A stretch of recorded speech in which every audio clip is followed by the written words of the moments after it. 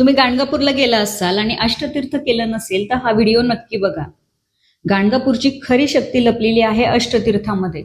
असं म्हणतात, ज्या भक्ताने श्रद्धेने गाणगापूरची अष्टतीर्थ यात्रा केली त्याला प्रयाग, काशी, गया, गोकर्ण अशा अनेक पवित्र तीर्थाचं पुण्य एकाच ठिकाणी मिळतं. कुठली आहेत अष्टतीर्थ? तर षटकुल तीर्थ, जे तीर्थ प्रयागासमान मानलं जातं. येथे स्नान केल्यानंतर अकाली संकट, अपमृत्यूचे भय कमी होतं असं मानलं जातं. दुसरं आहे नरसिंह तीर्थ. इथे स्नान केल्यानंतर संगमेश्वराचं दर्शन घेतल्याने मनोकामना पूर्ण होतात अशी श्रद्धा आहे. तिसरं आहे भागीरथी तीर्थ. हे काशीच्या मणिकर्णिके समान मानलं जातं. आत्मशुद्धी आणि पितृदोष शांतीसाठी हे तीर्थ महत्वाचं मानलं जातं. चौथं आहे पाप विनाश तीर्थ. नावातच सगळं आहे.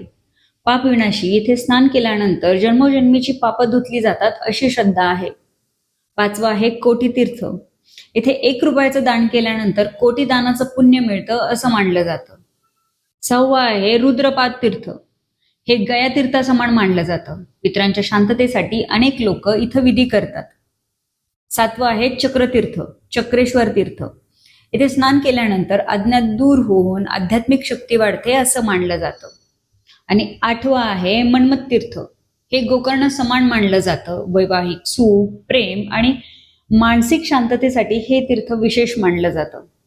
आता प्रश्न आहे की अष्टतीर्थ का करतात? तर एका अष्टतीर्थामध्ये 100 पारायण केल्याचं पुण्य मिळतं असं गुरुचरित्रात सांगितलं आहे. गाणगापुरामध्ये अनेक पवित्र तीर्थांचा सूक्ष्म वास आहे. प्रत्येक तीर्थाची वेगळी ऊर्जा आहे आणि श्रद्धेने स्नान, जप, नामस्मरण आणि गुरुसेवा केली तर मन, शरीर आणि कर्म यांची शुद्धी होते अशी भक्तांची श्रद्धा आहे. तुम्हालाही कधी गाणगापूरला जाण्याची इच्छा झाली आहे का? किंवा अष्टतीर्थाचा अनुभव तुम्ही घेतला आहे का? कमेंटमध्ये दिगंबरा दिगंबरा नक्की लिहा आणि हा व्हिडिओ त्या प्रत्येक भाविकाला शेअर करा ज्याला गाणगापूरला जायचं आहे. धन्यवाद.